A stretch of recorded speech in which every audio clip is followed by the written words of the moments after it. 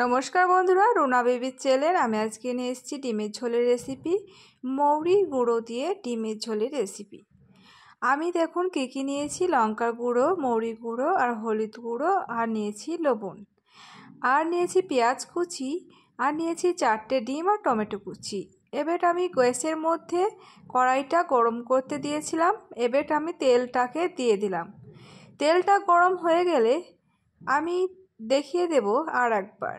আপনারা দেখুন, আমি আর একটা 4টে কাঁচা লঙ্কাও চিড়ে করে নিয়েছি। এবার তেল গরম হয়ে গেছে। এবার এর মধ্যে দিয়ে দেব আমি পেঁয়াজ কুচি। পেঁয়াজ কুচিটা দিয়ে ভালো করে এটাকে নেড়ে নেব। ভালোভাবে নাড়া হয়ে গেলে এর মধ্যে আমি আপনাদের ভালো করে দেখিয়ে দিচ্ছি, ভিডিওটাকে টানবেন না, আর আমার শেষ পর্যন্ত ভিডিওটাকে দেখুন। আমি ভালোভাবে পেঁয়াজগুলো ভালোভাবে নাড়া হয়ে গেলে আমি তা করতে আরেকটা কড়াই চাপিয়ে দিয়েছি ডিমগুলো ভাজার জন্য। আমার তেলটা গরম হয়ে গেছে। এবার এর মধ্যে আমি দিয়ে দিলাম হলুদ গুঁড়ো। হলুদ গুঁড়োটা দিয়ে এবার ডিমগুলোকে একটি একটি করে সব ছেড়ে দিয়েছি। এবার দেখুন, আমি ডিমগুলোকে এইদিকে আমি ভেজে নেব। এদিকটায় ভাজা হয়ে গেলে আমি দেখতে পাচ্ছেন আমার ডিমগুলো কিন্তু ভালো করে লালচি করে ভেজে নিতে হবে। আমি তা করতে এদিকে বেরেস্তাটাকেও ভালো করে নেড়ে নিচ্ছি। আর বেরেস্তাটা ভালোভাবে দেখতে পাচ্ছেন একটুকু হালকা লালচি হয়ে গেছে। সেজন্যে আমি যেগুলো কেটে রেখেছিলাম সেগুলো দিয়ে দেব। টমেটো কুচি দিয়ে দিলাম, আর এটাকে ভালোভাবে মিশিয়ে নিতে হবে।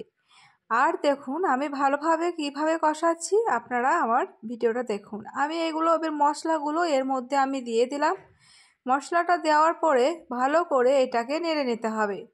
ভালোভাবে নাড়া হয়ে গেলে দেখতেই পাচ্ছেন আমার মশলাটা খানি কষানো হয়েছে হালকাভাবে। আমি ডিমগুলো ভাজা হয়ে গেছে। এবার আর একবার আমি এটাকে মশলাটাকে ভালোভাবে কষিয়ে নেব।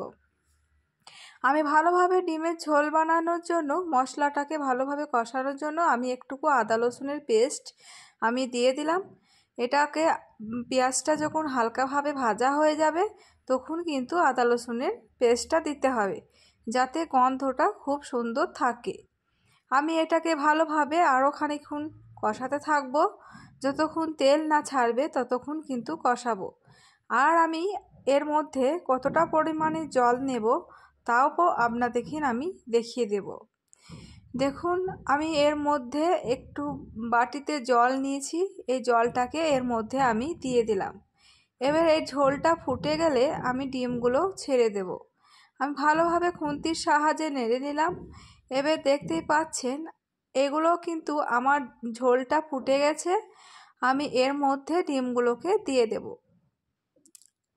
আমরা 4টে ডিম নিয়েছি, আমরা আছি 2 জন, আমি 4টে ডিম নিয়েছি। আর ডিমগুলো ভালোভাবে ঝোলটা হয়ে গেলে তাও আমি আপনাদেরকে দেখিয়ে দেব। আর আমি ওপর থেকে ধনে পাতাটাকে ছড়িয়ে দেব। দেখতে পাচ্ছেন আমার ঝোলটা কিন্তু গাঢ় হয়ে গেছে। এই রকম করে কিন্তু আপনারা চাইলে আরেকটুকু ঝোল পাতলা করে নিতে পারেন। আমি ঝোলটা বেশি পাতলা করছি না।